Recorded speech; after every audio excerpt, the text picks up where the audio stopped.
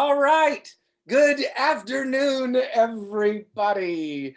Jason Leva here with the Fort Worth Community Arts Center, and we would like to welcome you back to another original work series boxed lunch episode. We have another fantastic playwright with us today, so please help me in welcoming the one and only Michael Byham. How you doing today, Michael? Very well, thank you. Wow, it's been a year since last we spoke.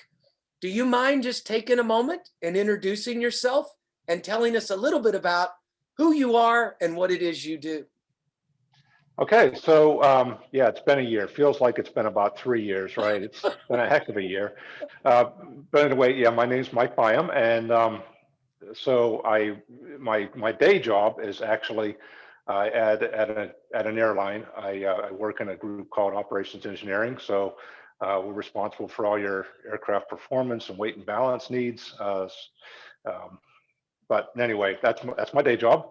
At night, I come home and I work as a playwright. So I like to write plays, and I don't like to just write plays so I can read them to myself. I like to see them staged, and I like to hear them read out loud. And that's so I'm busy writing plays and sending them out and trying to advertise and all that other good business that goes along with not just being a playwright, but actually someone who's interested in seeing their work produced. Nice. So, And I noticed in the notes it says that you took a 20-year hiatus. Is that correct? yeah, it was, yeah, maybe a little bit even longer than that. I was active in theater from a very early age, and high school I was involved with actually acting, and then um, took a break through college. Did the college thing, got a degree in aerospace engineering.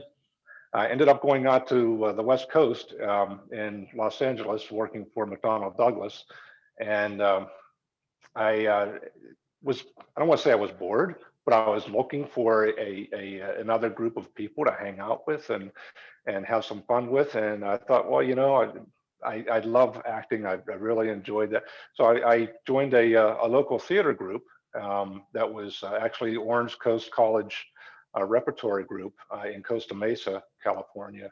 A very well thought of rep group, and just had a blast there. So I was out there for about 5 years and did that. Wrote my first play when I was actually out there, a little one act called Potluck. Brought that back to Pittsburgh. When I moved back to Pittsburgh, I joined US Air back in 1988. So I'm giving away my age a little bit here.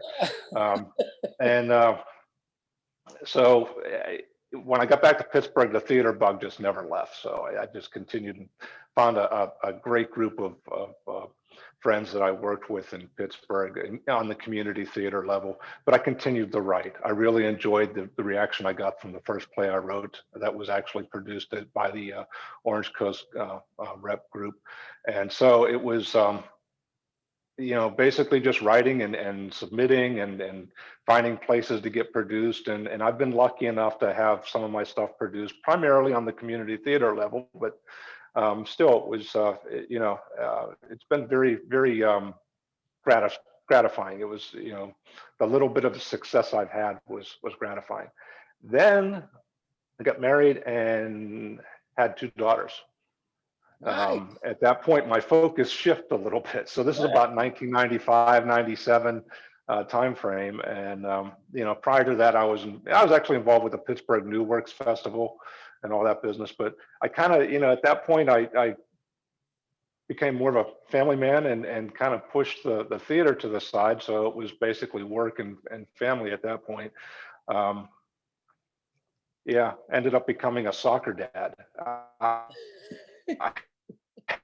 I don't know how else to put it, but both of my girls played soccer all the way up through school, and that was 11 months out of the year we were playing soccer and doing soccer, and I actually helped coach. I was more of a cone setter because I didn't know what the hell was going on, but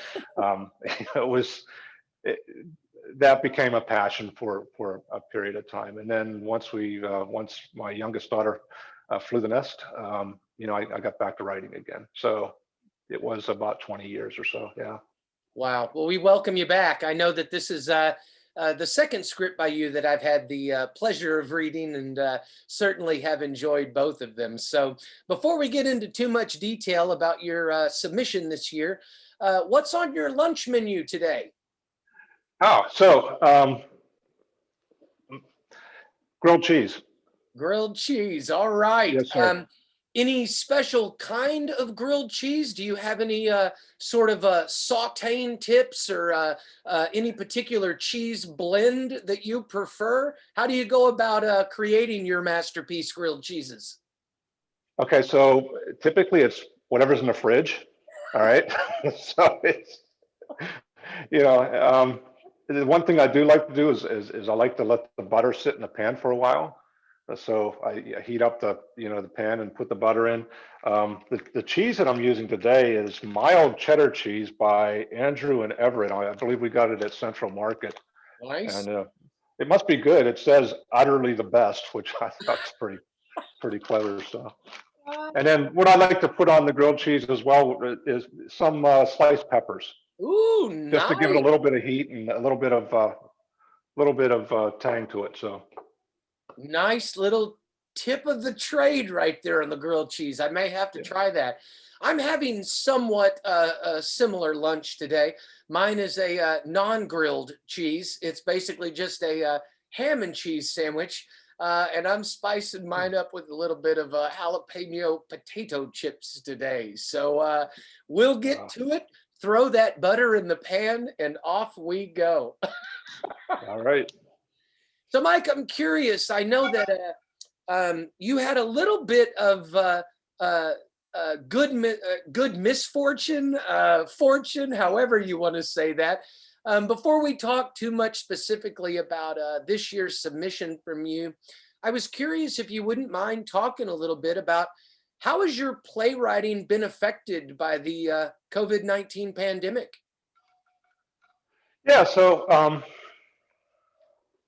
I focused more on the writing as opposed to the submission process, and so that's kind of enabled me to be a little more productive as far as creating plays, throughout the pandemic.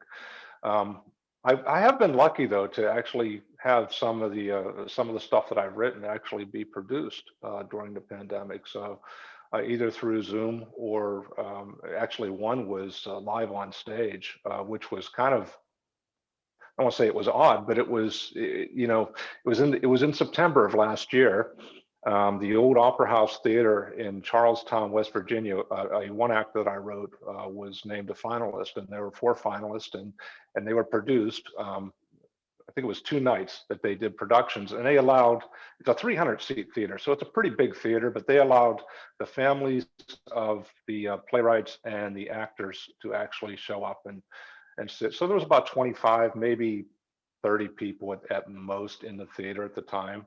But yeah, Dawn and I went out to Charlestown, West Virginia, and spent the weekend. Had a great time. Visited Harper's Ferry. I don't know if you've ever been there, but that's kind of a neat place to visit. That's where there was the abolitionist. I think it was John Brown was actually had his, where he went and he raided the. Well, anyway, I don't want to get too much into the history, but it was a fascinating place. Really neat visit. And then so we went and we saw the show, and it was such a treat to see live theater again, to actually sit in a theater and see something produced, and it was just so much fun. Wow. So I Yeah. got lucky to that, and then a couple of Zoom readings that popped up for me as well. So Nice. Well, it sounds like things have been going well for you. And, I'm curious, what have you learned about yourself as a storyteller this last year? Have you felt a shift or a change in the way you tell stories, in the topics that you choose? What have you learned about it in this crazy year? yeah, so I I found that I really tried to write a pandemic piece.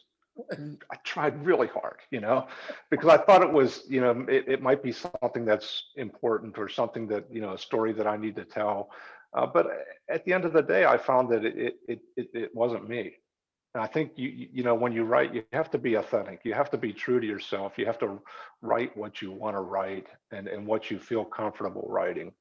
And I think I learned that lesson, that I can't really, you can't take a square peg and put it into a round hole. And that's my pandemic piece is pretty much something like, what I submitted to you. It's fun. And that doesn't sound good, but you know, No, yeah. absolutely. And, I did notice in reading your submission this year that there was a minor mention of the current situation. And I don't know if you had some early insight or exactly how that came to be, but I did notice there was a little bit of a reference to that. And again, I don't want to give any spoilers away from your submission this year, but I think it's a pretty interesting story that you notated as to how this particular script came to fruition. Now here we are in March. Submissions were asked for at the end of 2020, and I certainly found it interesting how this play started for you and then how it finished for you. Do you mind talking just a little bit about this year's submission and maybe what folks can expect from this piece that you sent us? Yeah, no, not at all. So the play is called Sassy Old Broads. Okay. And the way that the play came into being, I guess, how it was created was another play that I wrote recently called Ruby Tuesday received a stage reading by the Dramatists Guild Footlight series at the Core Theater in Richardson last February. Actually, it was a month ago, February, or I mean a year ago, February, when this happened. And so I posted a notice of that reading on Facebook, and a couple of my friends from Pittsburgh, my theater friends from Pittsburgh, who I love dearly and I've known for so long now. They one of them wrote it on the Ruby Tuesday. They saw that the cast was a young woman, two young women actually, a young man and an older gentleman, and she said, why doesn't he write plays for us anymore? And referring to older actress and actors. And I thought about it and said, I can do that. And so I replied back, yeah, I'll do one. I'll do one for for older actors. And it came back and says, you can even, something like, you need to write one for us sassy old broads. And I said, I'll even use that as the name. That'll be the title, Sassy Old Broads. So I've put it on the thing. I figured it would take me typically a full length, anywhere from 6 months to a year for an initial draft. Okay. And then of course the process of tightening it up, taking out what doesn't work and maybe adding where you need to expand, that type of thing. That's usually a 2 or 3 year process. So I still don't consider Sassy Old Broads a finished work by any means. But I will tell you that when the pandemic hit and everyone was, we were told that we were now working from home. At the same time, the Dramatists Guild put together a program called End of Play, which I joined, and said, you're going to write a play in a month. And it was the month of March. I found out all of a sudden all my commuting time was cut down, okay, to literally nothing, all right? And I was home for lunches, so I could just open up my iPad, which I write on, and just fiddle away. I ended up writing the darn thing in a month. And I was completely done with a full first draft, and I'd never done that before. It was like, for me, it was speed writing on steroids. And but anyway, we read it once on Zoom. Actually read it twice on Zoom, tightened it up, added a few things, and And that anyway, that's how the play came into being. And so I was very glad that you selected it, and I look forward to hearing it out loud again and seeing how it works. So anyway. Yeah, absolutely. I don't think I'm giving too much away here, more of a tease than any spoilers, but there is certainly a little bit of a Golden Girls meets The Hangover kind of. So I'm Yeah, it's funny you say that. Somebody mentioned to me that it's Abbott and Costello meet the Golden Girls. And I thought about it and said, could be, but the funny thing is, I've never seen the Golden Girls. I've ah, never watched it. So like, okay, I'll take your word for it, but yeah. how funny. Now, you had another show last year called The Up and Down Detective Agency, and I've Mhm. noticed in the two scripts that I've read anyway, a lot of characters and a lot of locations. Is that a trademark for you, or is that just something that I've had the benefit of noticing? No, I don't think it's a trademark. It's funny, but I think it was just the two plays that have been selected, or that I submitted, do have those trademarks. But yeah, no, that's not something that is typical with my plays. I can tell you that actually most of my plays take place in a single location, and it's yeah, it's kind of funny. It really is. I've said this on numerous occasions. I'm just fascinated with how and what it is that inspires people to put these stories down on a page. And I've really enjoyed both of the scripts of yours that I've had the opportunity to read, and I just can't wait for people to have an opportunity to check this one out. It's very witty. A lot of really fun surprises, and certainly a fantastic story. So we thank you for that. Do you feel Well, as though the pandemic has helped or hurt your writing process? Oh, I would, it's funny because I think in some ways it's helped just because of the ubiquitous use of Zoom. I think that's actually that's going to be a tool that playwrights and producers and directors and artists are going to continue to use. Um, but I think it suffers from the live interaction. I mean, there's nothing like a table read in the same room. There's nothing like actually seeing something being staged. The feedback that you get, not only from just the verbal feed, but just you can see body language, you can see reaction, you can feel it. And that's part of the crafting process that is missing without having that that face-to-face presence. So I look forward to getting back to that. Yeah, absolutely. Is there any conscious thought in the things that you've recently written? Do you find yourself adapting to more of a cinematic or a virtual style than you would have for live in-person characterizations? Do you, as a writer, see your um, lens changing from more of a physical in-house to a virtual camera eye, if you will? No, I haven't yet. Um, not quite yet. I've given some thought to it. Um, so far, I've somewhat resisted creating a radio play or something that is more adaptable to Zoom. I will say though that there have been, obviously several Zoom opportunities, and I've found that a couple of the plays that I have written already adapt to Zoom. They're already favorable for production via Zoom.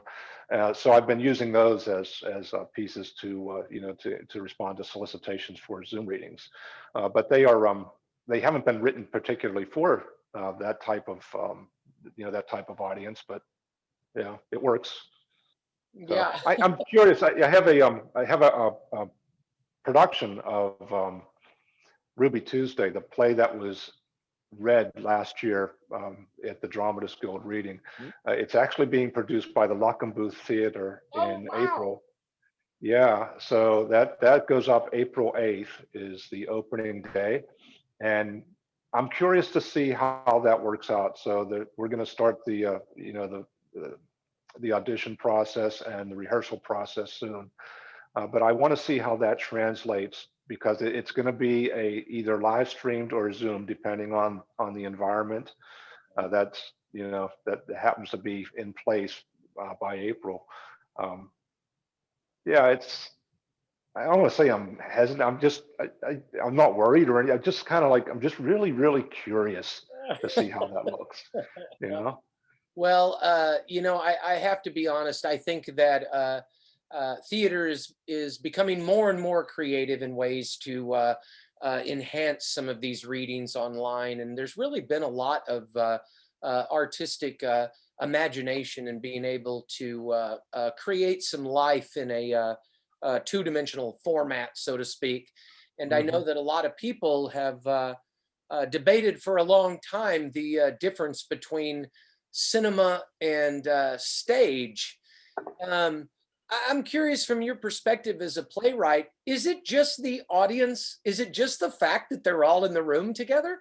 Or do you think that there is some kind of ability to focus attention to certain aspects that you feel are important to the story, the way a camera may focus on a close up or a prop or something that moves that story forward? What are the biggest differences to you in regards to cinematic writing and stage writing? Hmm. So I can tell you from my perspective anyway. I enjoy the immediate feedback. Okay, to me, that's that's where that's why I do this. I want to see people's reactions. Um, I've I think that's one of the things too why I've never really given too much thought to actually trying to write a screenplay. Right. First of all, it's incredibly difficult to have a screenplay actually. And I'm not saying that I wouldn't be capable. I really don't know. You know, I just know it's incredibly competitive, and it's extremely difficult to find the right people to actually produce something that is written. Um, but I know with theater, you get that immediate feedback, Right. and you kind of you get a real good feeling to know what works and what doesn't with what you're writing and techniques that you're using, that type of thing. So. Um, yeah, I don't know. It's interesting. I just took a master class with David Mamet, and he talked a little bit about his the writing for stage, and then how that translates to writing for film. And from what I gathered, it sounded like it's the same process, at least for him. It was kind of the same process, but he had a lot more regard for the people that he was dealing with, at least from what I could tell, uh, you know, for on the stage as opposed to the folks in Hollywood. So Sure. um, Now, as a playwright, are you typically a writer that likes to engage and lead characterizations through stage directions and kind of baiting your actors with a little bit of insight into characterization?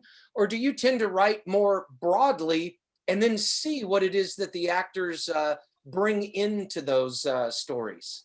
yeah, definitely the latter. Yeah, definitely the latter. Now, there are some characters who have to be written a specific way to achieve the purpose, but I think any good actor is going to see that anyway. They're going to see what the purpose is, and then they're going to do what's necessary, whether it's through use of an accent or anything that So I like to write with, you got to write with an image in mind, right? You have to do it. There's no way you can't, So, but I like to take what I see, put it on paper, and then give it to somebody else. And okay, so what do you see with this? I've never directed a play that I've written, and it's just something that I'm more interested in seeing what other people do with Right. things that I create, as opposed to trying to take it all the way to the end myself. So Gotcha. And yeah. as a playwright, are you the type that sees everything beginning to end? Boom, there's the story. Or are you the type of writer that, as you're writing, things start to unfold and reveal themselves? Yeah, so both. There are plays that I've written that just kind of appeared in the whole landscape. You could just look at it like you're looking at a map, and you can see, going from point A to point B, not only where point B is, but how to get there. And then there are sometimes, you're driving through fog.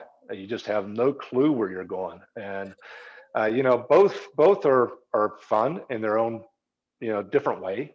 Um, but yeah, no, I've done it both ways. And the play we're talking about here, Sassy Old Broads, that one was mapped out. That came to me like that. I don't know why or how, but I just saw where this was going, and it was yeah, it was pretty easy to put together. So Wow, it's just I will say that this play, Sassy Old Broads, it's a little bit of departure for me too, because I typically don't use harsh language, right. but this one is it's crude. Some parts of it are crude. It could be offensive to some people, but this was written out of love for the people in Pittsburgh, and they know who they are.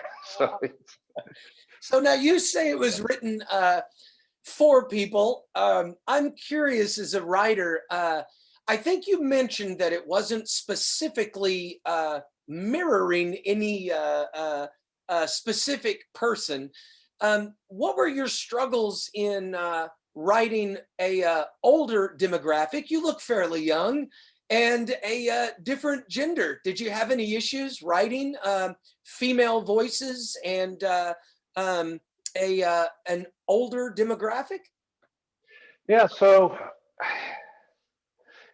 no, the older demographic, I don't think I haven't had, I don't have, I and female. I've been surrounded by old people and women my entire life. Okay, it's I and really for me it's I think for the most part, um, people, we all want the same things, right? We all want this vision of happiness, which is to be safe, to be secure, to be taken care of, to have a roof over our heads, to have food, to ensure that our children have a better life than us. That's all the stuff that we want and need in our search for happiness. So it doesn't matter if you're a 75-year-old guy or if you're a young woman. It's all the same. We all want kind of the same things. We all have the same basic needs. Um, so yeah, I don't know.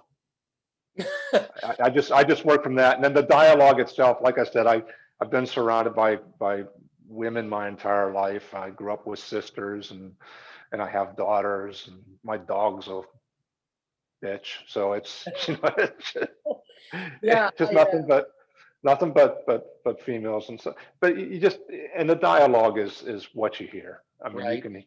can hear, and yeah, and I don't, sometimes I'll play to a stereotype, not to not to belittle the stereotype, but just because just it's a character differentiation, that's all. Well, I think one of the biggest things that I noticed is that it seems like the men keep creating the problems, and the women keep cleaning it up. So I don't know, I don't know how much truth there is in that, but I found that interesting as well. So kudos to you on. That's not conscious. Well, That wasn't a conscious choice, I guess. All right, so yeah. So, yeah, that seems to be a little more true in my life. I'm the one that creates the problems, and all the Yeah, females around me are the ones that have to yeah, clean up my mess. same here. You got it. Well, I can't say it enough. Thank God for them, because they are Mhm. the reason that I am still upright and around, I believe. So I think he did a great job of capturing that. And again, I'm always excited to hear how people respond, not only to the characterizations, but the situations that these ladies find themselves in as well. So kudos to you for bringing that all out. And it's, again, just a really, really great story, and very excited for people to have an opportunity to check it out. So how's that grilled cheese coming? Yeah, just putting it on right now, so we should be, yeah. I've been talking too much. Oh no, there's no such thing. So how many slices of cheese do you use in your grilled cheeses?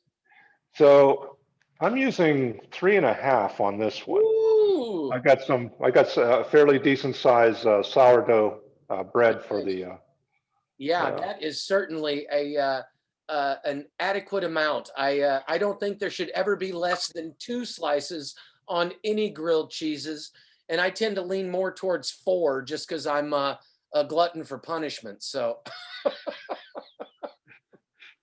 so Mike, you talked about this just a little bit, and I was wondering if you wouldn't mind expanding on it. Do you see more demand for scripts from playwrights with the focus on digital theater growing?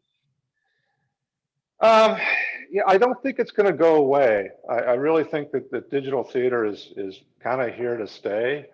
Um, but I think there's going to be a huge pent up demand for live theater once the pandemic is, um, run its course.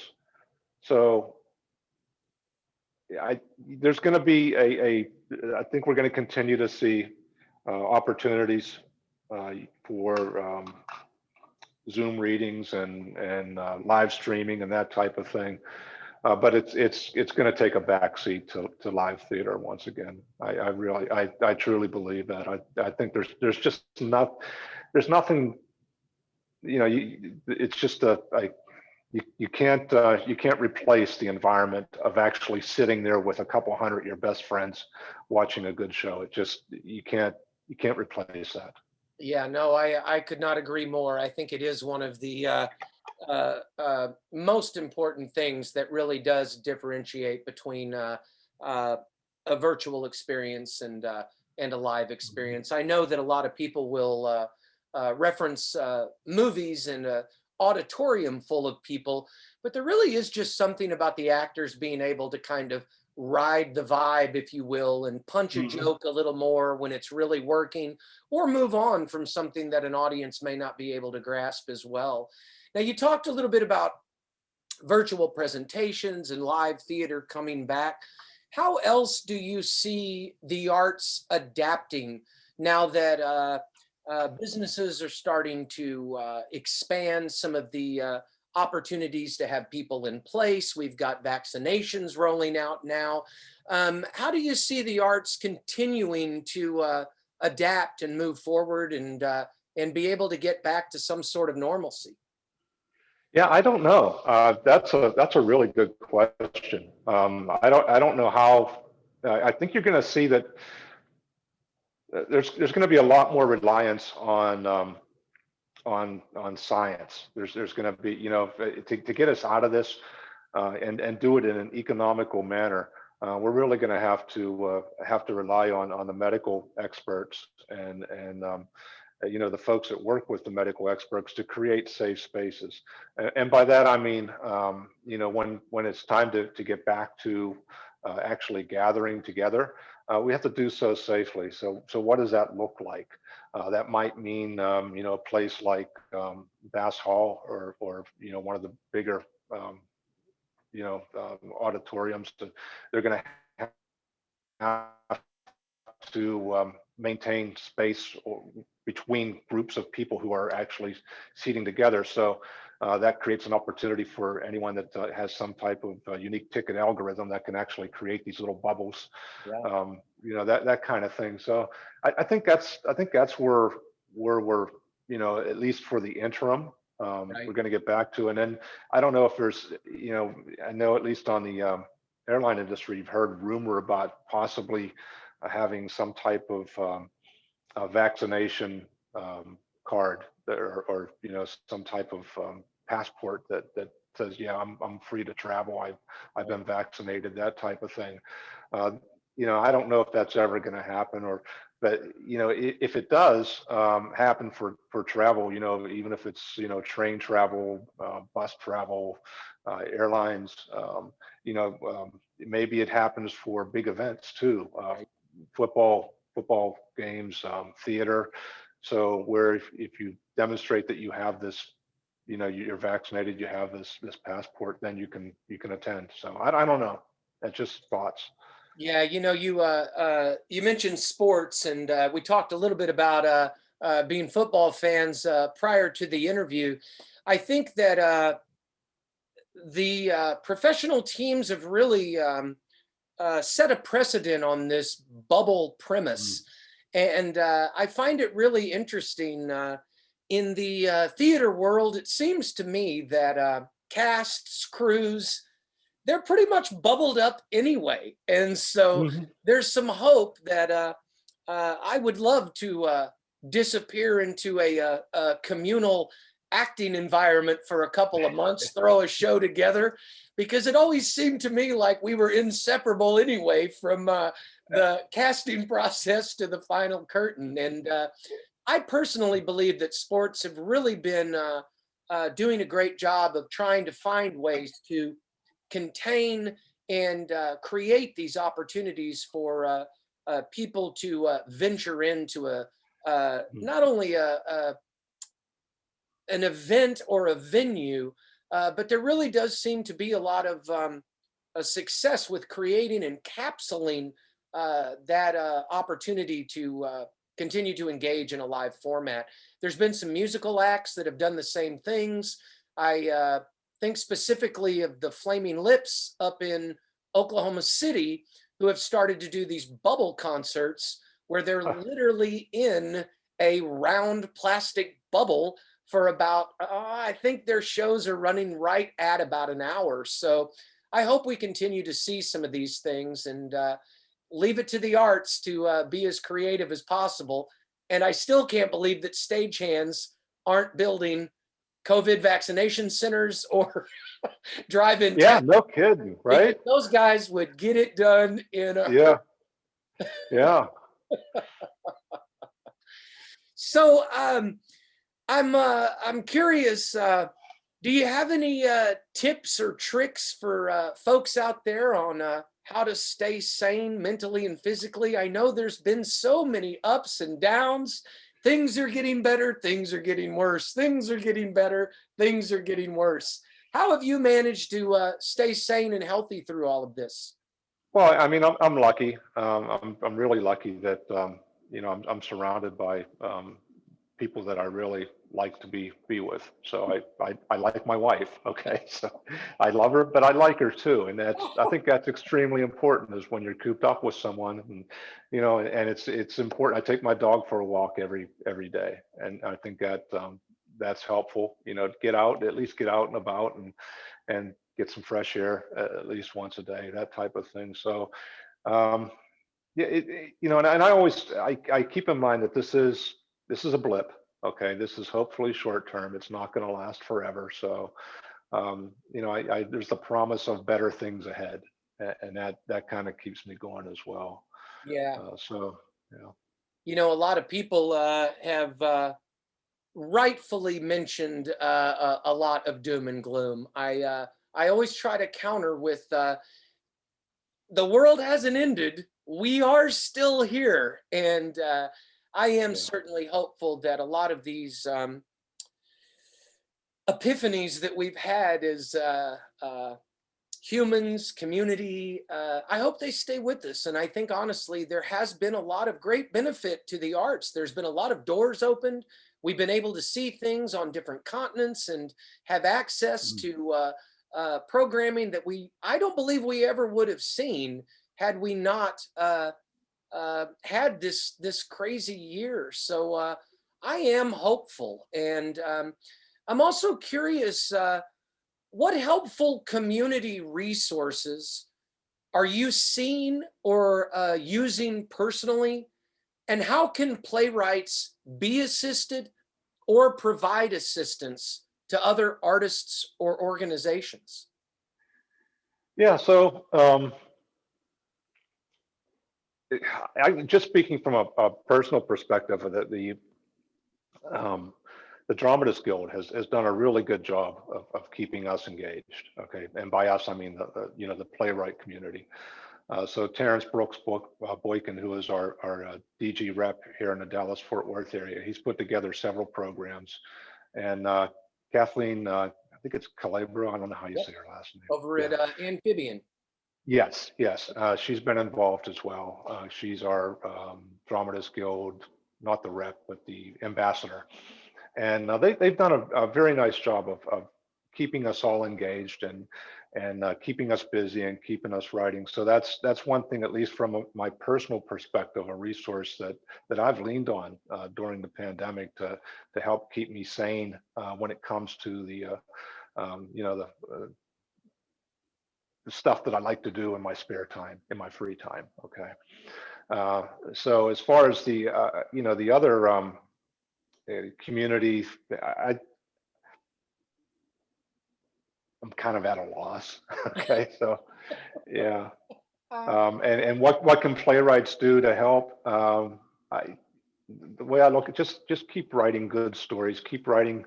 Now, I mean, I'm not one to I don't write to educate.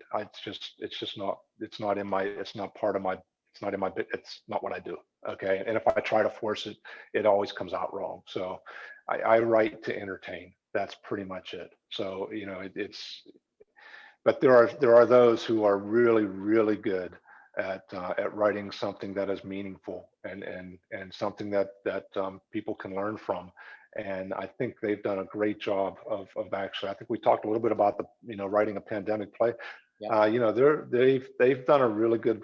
There's a lot of really good work out there that exemplifies that. And I think that can, for the folks that aren't aware, please go out and read these fine plays. Yeah, I could not agree more, and just very excited to see how people continue to be original and continue to get these great stories out. I think that's one of the best things that playwrights can do right now, is just keep grinding it out and be ready. Because I agree, I think there's going to be quite a renaissance, if you will, when people are able to get back safely, and I really think we're going to see a boom in not only the playwright world, but also in the live music industry. And I really think people are going to be hungry to get out and experience community again, and certainly look forward to those days. So, all right, Mike, are you about ready to move on to plating and show off these fabulous lunches? Yeah, sure. All right.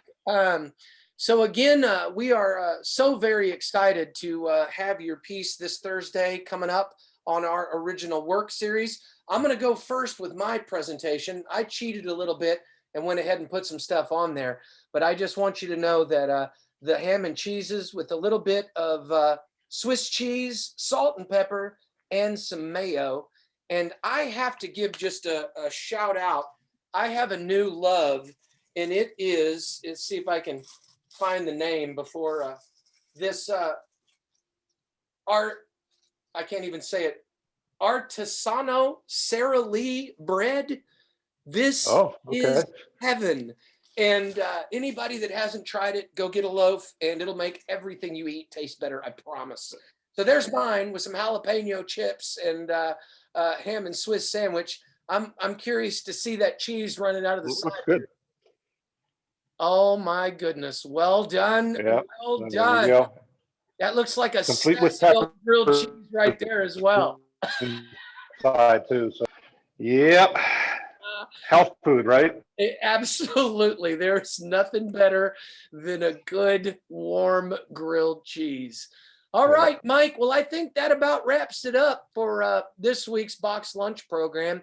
Any other final words of wisdom or insight for all of our watchers out there?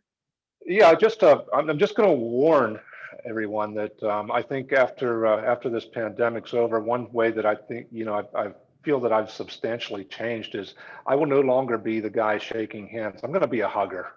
Okay, I miss people, I really do, and I can't wait to get back and actually hug people again. So It's ironic you said that. I said the same thing to a friend of mine. Said, "Oh, I can't wait till we get together and shake your hand." And I said, "Brother, it's gonna be a lot more than a handshake as soon as I can get you back in my sights." So I am there, and Mike will find time. I will allow you to hug me as soon as we get in the same space together. So again, look forward to it. Thank you. I want to thank you again, Mike, for taking the time and joining us, and more importantly, for another great story. And we cannot wait to share it with everybody this upcoming Thursday. So all the best to you. Please stay safe out there. Again, just so very grateful to you taking the time, joining us here today, and again, continuing to kick out those great stories. So. Well, thank you. It's been fun. Absolutely. All right, ladies and gentlemen, that wraps up another edition of Box Lunch. We'll be back next Monday. Stay tuned. Be out there being safe to yourself. Be safe to everybody else. Bon appetit, everyone. Mike, this is where we take a bite and say goodbye. Well,